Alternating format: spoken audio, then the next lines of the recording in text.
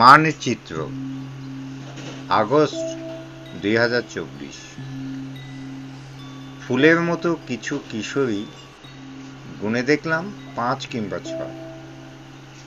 ফুটপাতে ছড়িয়ে আছে নানা রকমের কৌটো, ছোট বড় মাঝারি, সব রঙের কৌটো। ওরা জটলা বেঁধে একটা দেয়ালের সামনে দাঁড়িয়ে আছে। দেখলাম ওরা কি যেন একটা আঁকবার চেষ্টা করছে। আমি যাচ্ছিলাম বাজারে, গতকাল মাছ কিনেছিলাম, এই তো পাড়ার পাশের বাজার থেকে। কাঁচামরিচ আর ধনেপাতা কেনা হয়নি। পাড়ার বাজারে কাঁচামরিচ ধনেপাতার দাম দেখে কিছুটা ভরকে গিয়েছিলাম। সন্ধ্যায় টিভির সংবাদে সবজির দাম কমে গেছে শুনে তাই বড় বাজারের দিকে যাত্রা। সাইকেলে যাচ্ছি আর দুপাশে দেয়ালে নানা রকমের আঁকা ছবি দেখে দেখে। আঁকাগুলো কিছুটা অপরিপক্ক, আবার কিছুটা মুন্সিয়ানার ভাব আছে। কোনোটায় রঙের ব্যবহার খুবই চমৎকার, কোনোটি শিশু সুলভ। ওদের কম্পোজিশনে নানা রকম কৌতূহল জন্ম দিচ্ছে আমার। কিছু বানান দেখে আবার হাসি পাচ্ছে। তবে দেয়াল চিত্রগুলো, তাদের যে উদ্দীপনা, সেগুলোর প্রকাশ পাচ্ছে বেশ। হাতের ছাপ নানা রঙের, সেই সাথে কিছু স্লোগান। আমি সাইকেল চালাচ্ছি আর গুনগুন করে গান গাইছি। দুপাশের ছেলে মেয়ের দল অগুন্তি, দুপাশের ছেলে মেয়ের দল অগুন্তি। কেউ বা হাত দেখাচ্ছে, কেউ বা রাস্তায় দাঁড়িয়ে যানবাহন চলাচল শৃঙ্খলার দায়িত্বে আছে। কোনো ছাত্র বা ছাত্রী রাস্তার ধারে পড়ে থাকা কাগজপত্র কুড়োচ্ছে। চারিদিকে কেমন একটা সাজ সাজে রব। আমার মন কেন জানি বলছে খুব ভালোও লাগছে। কি হবে কি হবে না এরকম অনিশ্চয়তায় গত 2 সপ্তাহ কাটিয়েছি। নিদ্রা অনিদ্রার দোনাচলে কাটিয়েছি।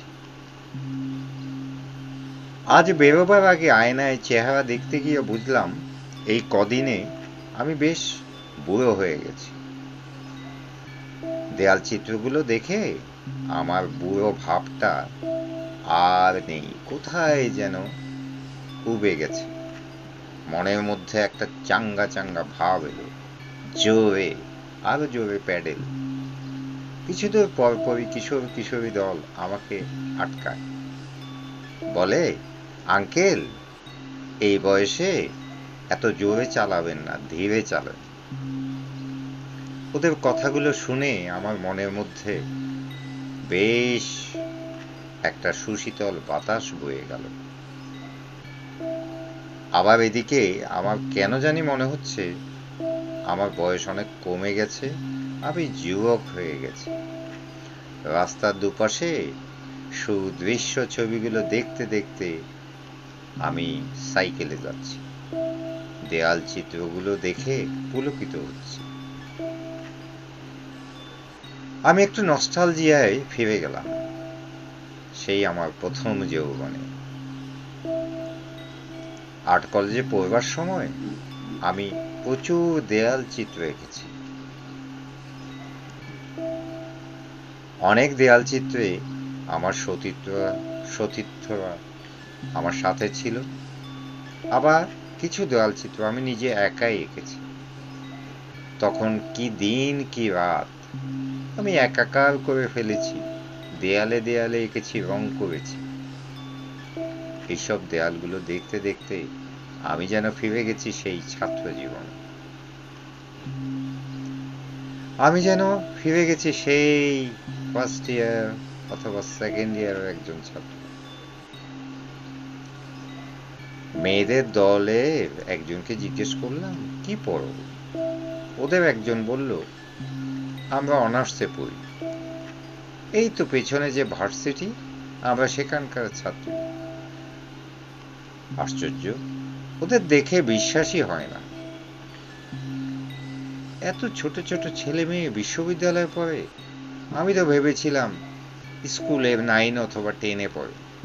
কিন্তু ওদের বাচনভঙ্গি, কথা বলার ধরন দেখে মনে হলো আসলে তো ওরা বিশ্ববিদ্যালয়ে পড়াশোনা করে।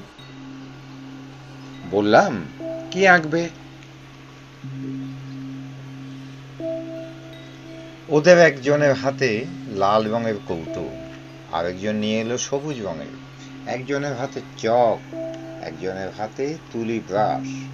একজন বলল, আঙ্কেল, আমরা মানচিত্র আঁকবো। বললাম, ভেরি গুড।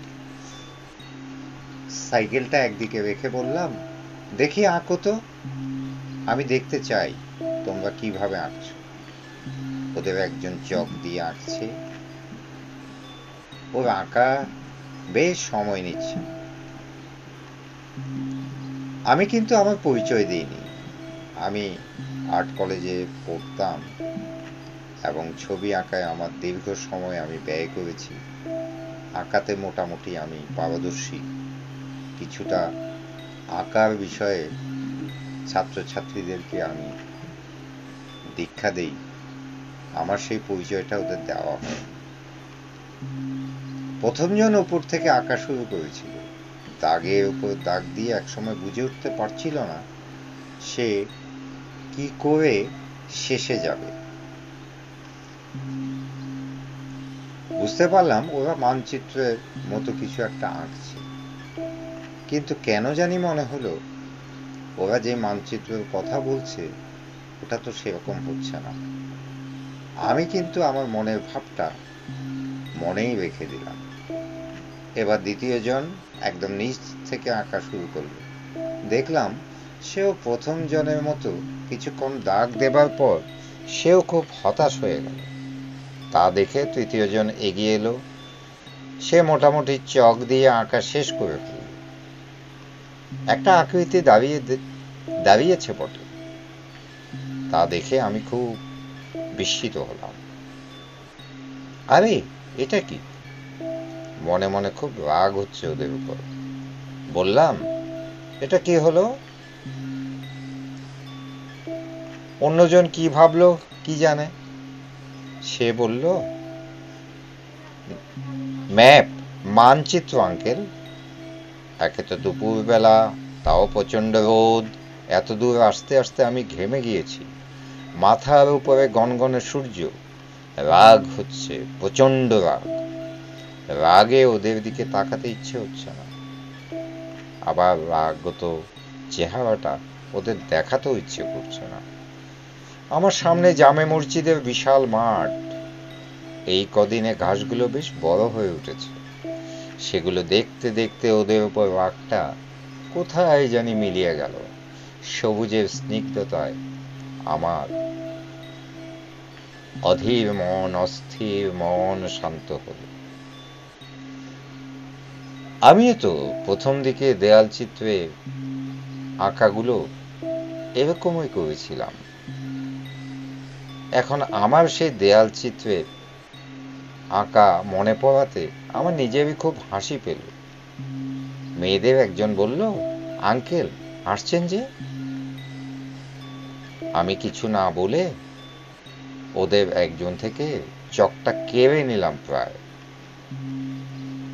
হাতে নিলাম। চকটা হাতে নিয়ে ফরফর করে 2-3টা দাগ দিলাম। সশব্দে অনেকগুলো তালি বেজে ওঠাতে আমি পেছন দিকে ফিরে তাকালাম। তাকিয়ে দেখলাম পরীর মতন মেয়েটি বলল, আঙ্কেল, আমরা তো এটাই আঁকতে চেয়েছি। হ্যাঁ, মানচিত্র, এটাই, বলল আরেকজন। আমার চোখ ঝাপসা হয়ে আসছে। বললাম, আসি। এক প্রকার চোরের মতো পালিয়ে এলাম ওদের কাছ থেকে। একটি কথা তাদেরকে বলা দরকার ছিল। আমি বলতে চেয়েছিলাম, তোমরা একটা জিনিস মিস করেছ। সেই মিসটা আমি 40 বছর আগে করেছি বহুবার। ও কাঁচা হাতে এঁকেছি বহু মানচিত্র দেয়ালে দেয়ালে। তবে সীমারেখা বা আউটলাইন দেয়া খুবই জরুরি। আমি যেটা ভুল আঁকতে আঁকতে শিখেছি, তোমরা যেন সেই ভুলটা না করো।